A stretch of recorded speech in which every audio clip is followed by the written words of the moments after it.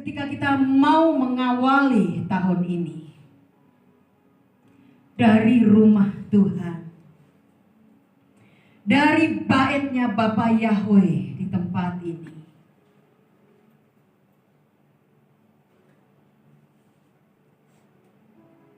tentunya kita akan merasakan penyertaannya.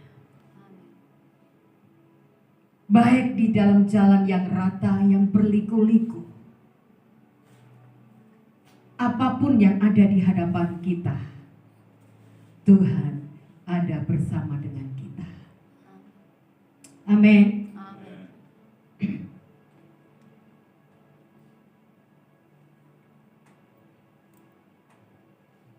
Hari ini kita akan belajar beberapa hal, saudara. Sebelum kita akan melangkah seterusnya di tahun 2025. Yang pertama, saya akan mengajak kita semua untuk kita belajar akan firman Tuhan melalui satu tokoh yang ada di kitab Perjanjian Lama, saudara,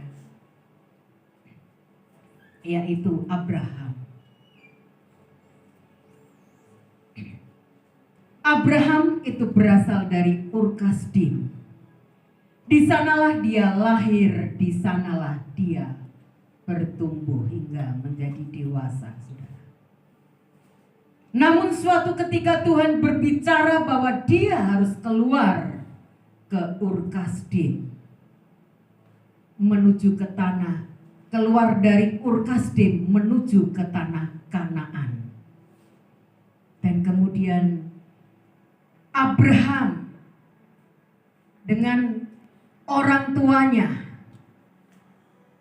bahkan dengan budak-budaknya, akhirnya melangkah sampailah ke Haran, saudara.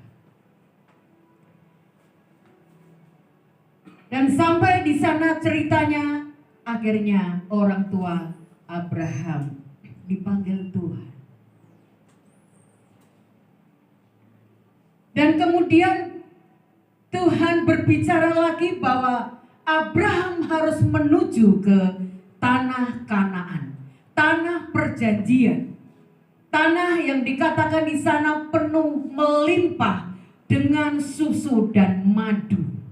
Di sana ada kemakmuran, di sana ada kelimpahan, karena ini adalah janji Bapa Yahweh, saudara. Apakah Abraham tahu situasi Kanaan? Tidak, saudara. Apakah Abraham tahu perjalanannya yang akan dia lalui itu? Tidak, saudara. Tidak seperti saudara ketika saudara mau datang ke gereja ini, saudara sudah tahu ya jalan-jalannya.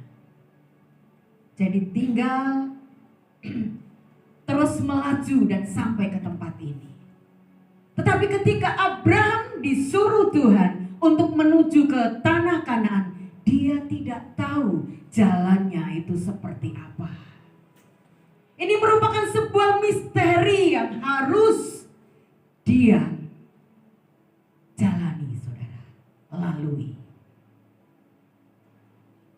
Demikian juga di tahun 2025 ini, kita tidak tahu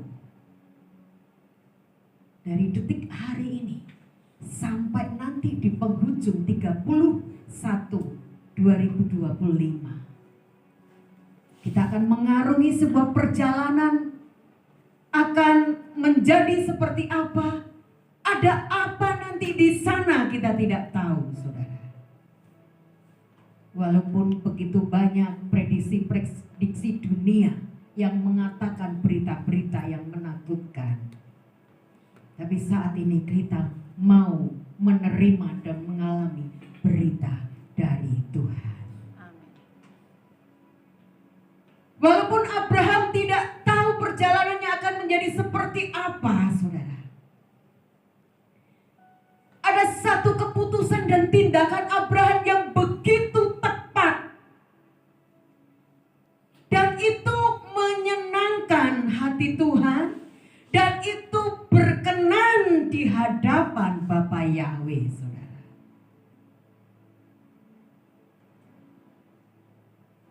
Kita buka firman Tuhan di dalam Kejadian pasal yang ke-12 ayat yang ke-8.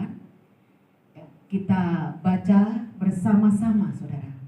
2, 3. Dan Yahweh, ayat 7 dulu. Kejadian 12 ayat ke-7 ya, 2, 3.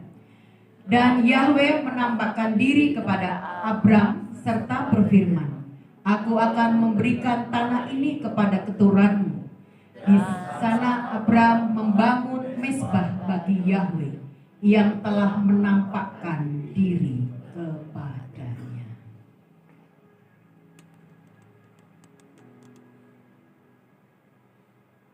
Rancangan dan rencana apa yang dilakukan oleh Abraham, saudara, untuk dia melalui perjalanan sampai menuju ke tanah Kanaan.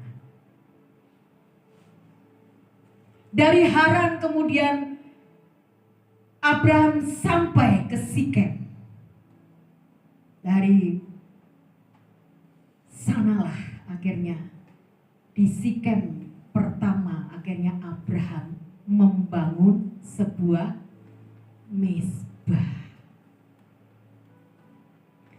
Abraham tidak merencanakan bahkan melakukan pekerjaan apa yang harus dia lakukan. Strategi-strategi apa yang harus dia kerjakan, saudara. Tetapi yang utama dan yang pertama, dia membangun mezbah bagi Bapa Yahweh. Kita lanjutkan ayat yang ke-8. Kita baca sama-sama 2, 3. Kemudian ia pindah dari sana ke dekat bukit di sebelah tim Betel.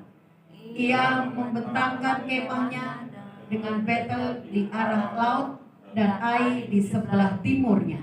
Selanjutnya ia membangun sebuah mezbah bagi Yahweh di sana dan memanggil nama Yahweh.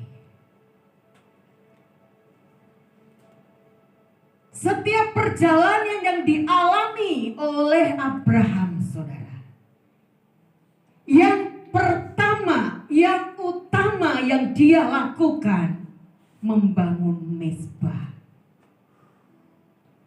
Membangun mezbah ini berarti merupakan sebuah hubungan antara Abraham dan seluruh keluarganya dengan Bapa Yahweh. Ternyata ini akhirnya membuat Abraham berkenan di hadapan Bapa Yahweh, saudara.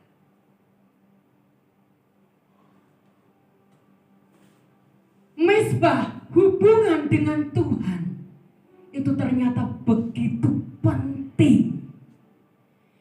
Merupakan hal yang terpenting di antara hal yang penting. Ini yang seringkali tidak disadari oleh umat Tuhan, saudara.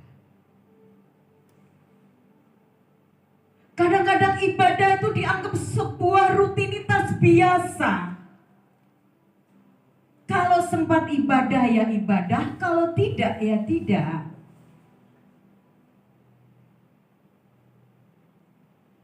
Tuhan mulai mengajar, mendidik bangsa Israel bahwa ibadah itu begitu penting, saudara. Kita lihat ketika bangsa Israel ada di padang gurun, Tuhan menyediakan makanan sampai hari ke-6. Mereka boleh mengambil makanan, dan untuk hari yang ke-7 Tuhan tidak menurunkan karena sudah diberikan pada hari yang ke-6. Saudara, dan Musa berkata, yang tidak ikut datang beribadah, mereka akan mati. Mungkin kita katakan, oh enggak, ibadah biasa, enggak mati. Saudara,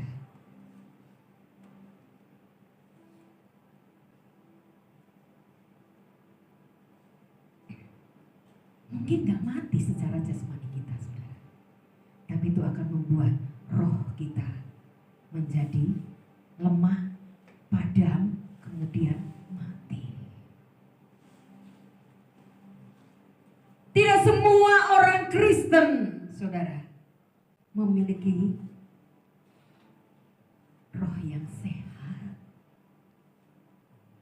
Saya percaya ketika kita memiliki roh yang sehat, kita tahu apa yang terbaik yang harus kita lakukan. Namun saya tidak akan membahas di sini kenapa kita harus menganggap hubungan dengan Tuhan itu begitu penting dan terpenting di antara yang penting, saudara. Karena Tuhan itu adalah pencipta kita. Amin. Dia yang menciptakan kita, saudara. Dia yang menenun kita, dia yang merajut kita dalam kandungan ibu kita.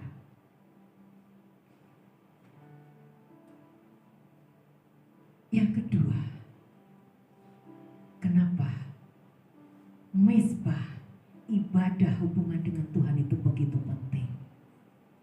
Karena dia sumber hidup kita.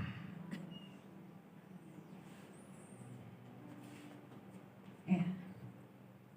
Dia sumber hidup kita, saudara.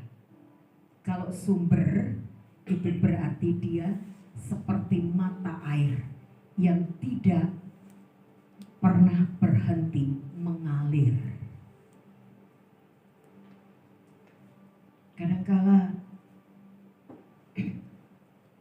orang tidak memahami hal ini, saudara.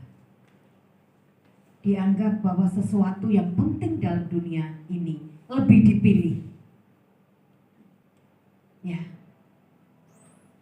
daripada mengutamakan sumber hidup kita.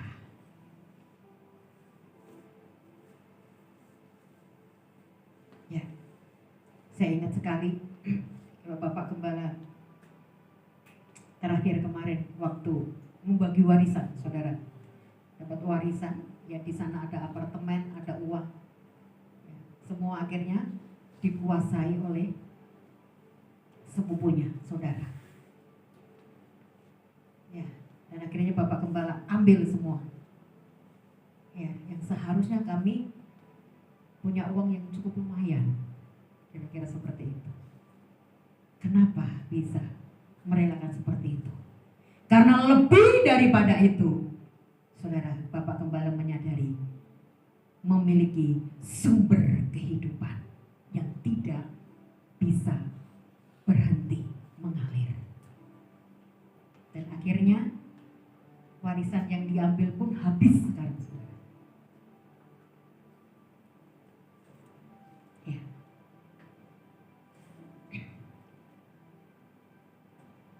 Sumber kehidupan itu yang dapat membawa kita kepada garis finish dan kita melalui perjalanan di dalam rancangannya. Kita buka Keluaran 23 ayat yang ke-25. Ya, kita baca sama-sama, saudara. 2, 3. Kamu harus beribadah kepada Yahweh Elohimmu, maka pasti memberkati roti makananmu dan air minumanmu, dan aku pasti menjauhkan penyakit dari antaramu. Manfaat daripada ibadah ini salah satunya, saudara. Tuhan memberkati makanan dan minuman kita. Ya. Karena dia berkata, aku datang untuk memberi kelimpahan. Saudara, dalam Yohanes pasal yang ke-10. Tetapi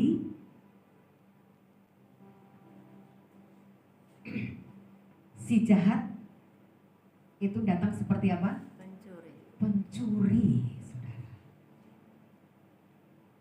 kadangkala banyak orang yang tidak sadar bahwa sesungguhnya itu Tuhan menyediakan kelimpahan.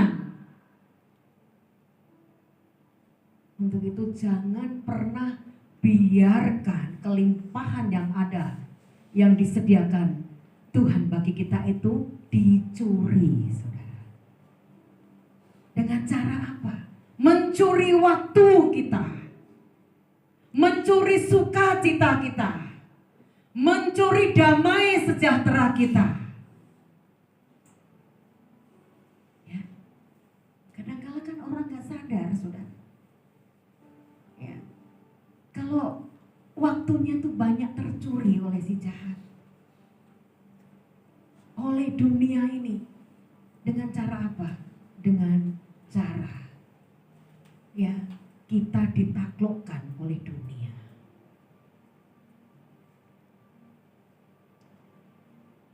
Kembali bahwa misbah Tuhan itu begitu penting.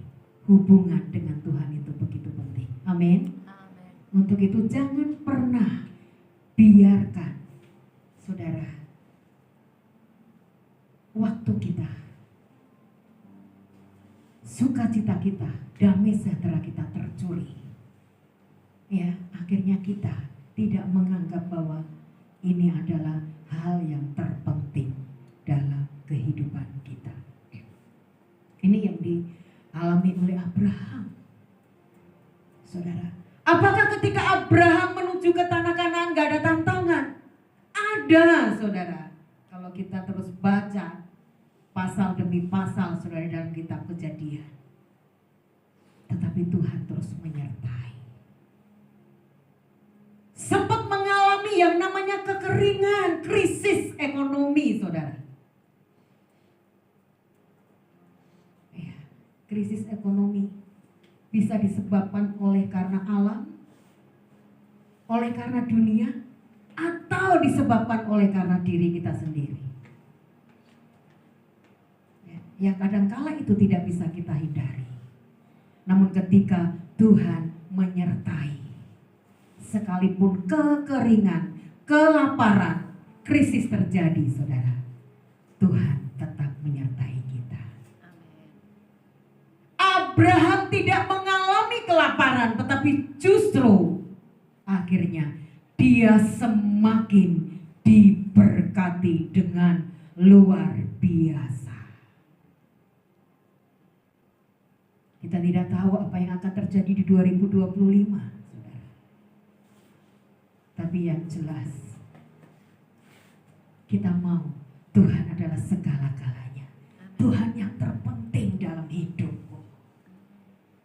Saya percaya, saudara, tidak ada roh ketakutan yang ada pada kita, tetapi yang ada roh keberanian dan roh yang menyala-nyala untuk melayani Tuhan. Ya, sebagai hamba Tuhan, sebagai gembala, kami terus mengingatkan saudara. Ya, bukan karena semata-mata saudara harus pergi ke gereja. Ya. Tetapi itulah sesungguhnya kehendak Tuhan. Di awal 2024, saudara, ya, Bapak Gembala tiba-tiba merenung dan kemudian kelihatan sedih. Ada apa, saya tanya.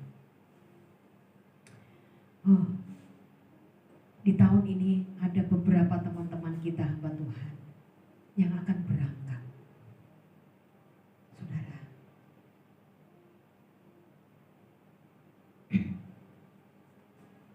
Dan ternyata berangkat satu, berangkat dua, saudara. Dan itu tidak kami kira sama sekali. Padahal sebelumnya kami masih berkumpul sama-sama, saudara.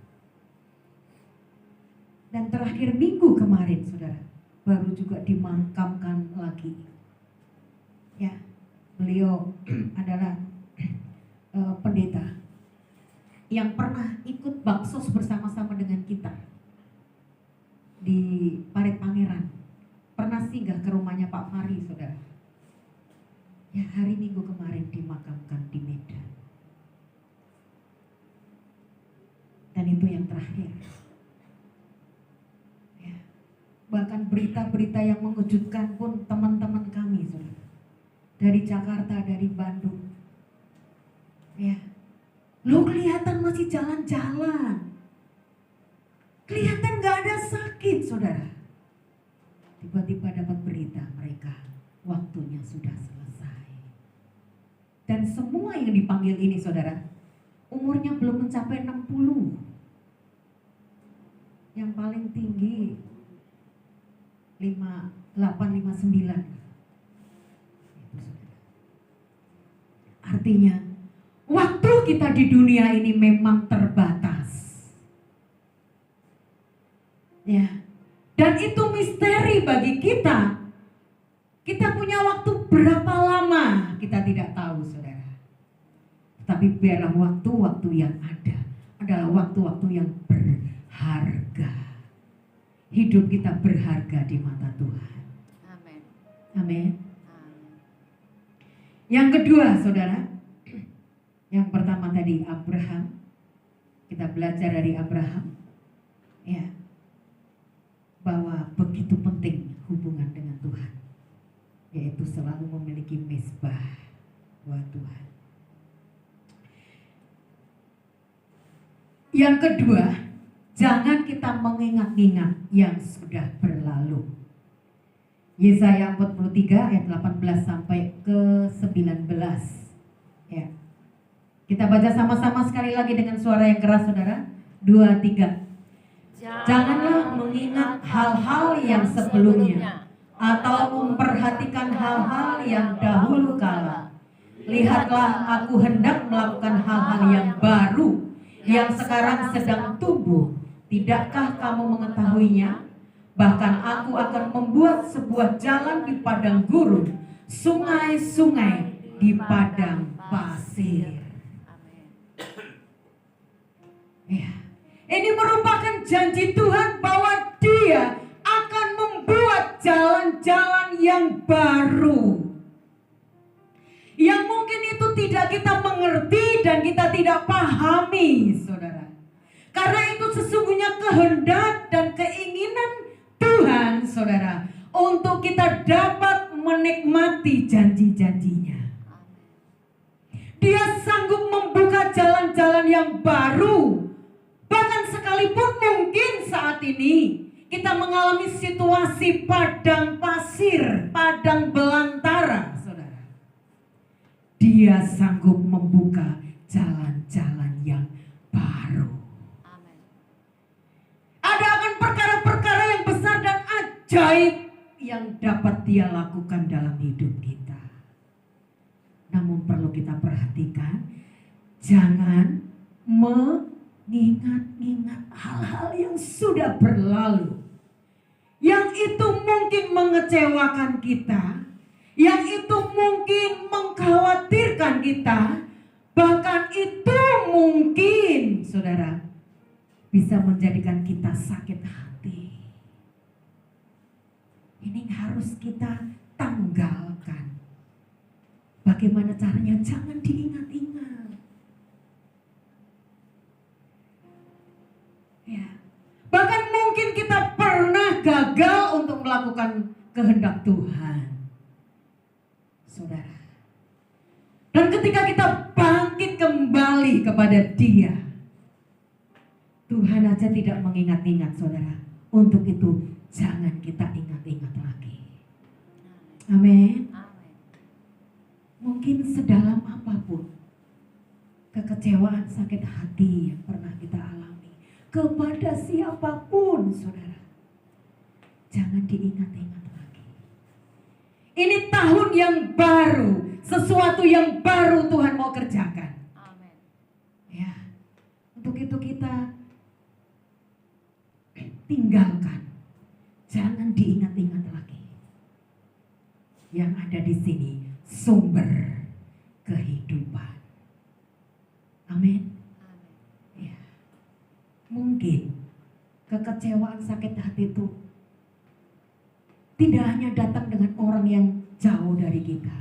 Mungkin juga orang yang dekat dengan kita, pasangan kita, atau saudara kita, atau siapapun saudara. Mari sama-sama kita belajar. Kita buah. Aku mau hati yang baru. Amin. Ya. Aku mau hati yang baru. Maka ketika saudara kita mulai melupakan, meninggalkan, kita tidak mengingat-ingat hal-hal yang tidak baik, saudara, dia akan melakukan perkara-perkara yang dahsyat, membuka jalan-jalan yang baru. Gak mudah ya, tapi kita harus terus mau belajar. Kalau perlu tidak usah dibicarakan lagi semua yang sudah berlalu. Amin. Ya, ayo kita memandang ke depan. Bapak Yahweh memiliki rancangan yang dahsyat buat kita. Haleluya. Ketika mulai ingat lagi saudara, Tuhan mampukan aku untuk menanggalkan semuanya. Hati yang baru dipenuhi dengan kasih Tuhan, maka kita dapat memandang rancangannya yang dahsyat dan luar biasa. Ya. Karena seringkali ini bisa merintangi kita saudara. Kekecewaan, sakit hati, virus-virus yang ada di dalam hati ini saudara, akhirnya merintangi karya Bapa Yahweh terjadi di dalam hidup kita. Mari sama-sama kita tanggalkan. Amin. Di sini ada yang sakit hati saudara? Halo? Nggak ada ya? Jemaat YHS Philadelphia Sedang, masih ada yang sakit hati? Ya? Wah, luar biasa. Kita beri kemuliaan buat Bapak kita saudara. Ya. Kalau tidak ada sakit hati lagi, pasti di dalam hidup kita hanya ada damai. Amin. Di dalam rumah damai, di jalan damai, di dalam pekerjaan damai, saudara. Waduh, indah hidup itu, saudara. Kita itu damai. Ya. Bagaimana bisa damai itu? Dia begini. Biarkan dia begini dan begitu, saudara. Aku mau damai. Aku mau hati yang baru. Karena aku mau mengalami perkara-perkara yang baru bersama dengan Bapa Yahweh. Amin. Yang terakhir saudara, seperti tadi malam yang sudah disampaikan oleh Bapak Gembala, jangan menyimpang ke kanan dan ke kiri. Ulangan 28 ayat yang ke-14. Ya, kita baca sama-sama dengan suara yang keras. 2, 3. Dan janganlah menyimpang ke kanan atau ke kiri dari perkataan yang aku perintahkan kepadamu pada hari ini, dengan mengikuti ilah-ilah lain untuk beribadah kepadanya. Jangan menyimpang ke kanan dan ke kiri. Kita harus fokus kepada Tuhan. Kita harus fokus kepada rancangannya yang dahsyat dan besar, saudara. Untuk itu, perhatikan apa yang kita lihat. Perhatikan apa yang kita dengar. Perhatikan apa yang kita katakan.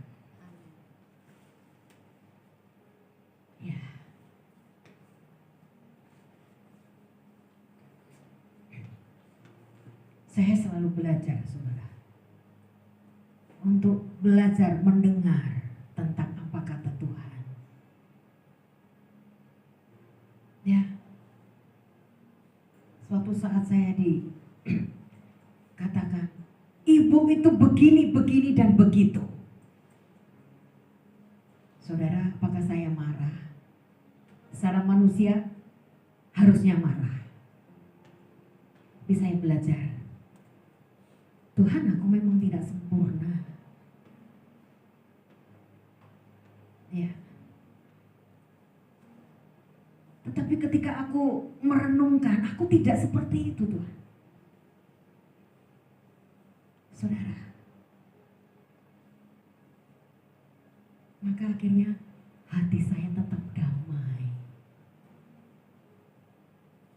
Nah, ini juga perlu untuk kita perhatikan, saudara. Ketika mulai virus-virus itu masuk di dalam pendengaran kita, virus-virus iman, saudara,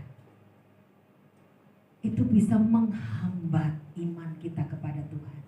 Lebih bagus tidak usah didengar. Amin. Ya, salah satu contoh saja misalnya. Oh, ini contoh saja ya. Pak Gembala, Ibu Gembala ini begini dan begitu, misalnya.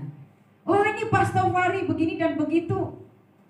Oh, ini Bu Nursiah begini dan begitu, misalnya, saudara. Semua orang punya kekurangan, betul? Dan juga punya kelebihan. Ketika kita tahu sesuatu yang tidak baik kepada saudara-saudara kita, saudara, ketika kita berbicara, itu menjadi bahan doa kita juga. Amin. Tapi bukan konsumsi untuk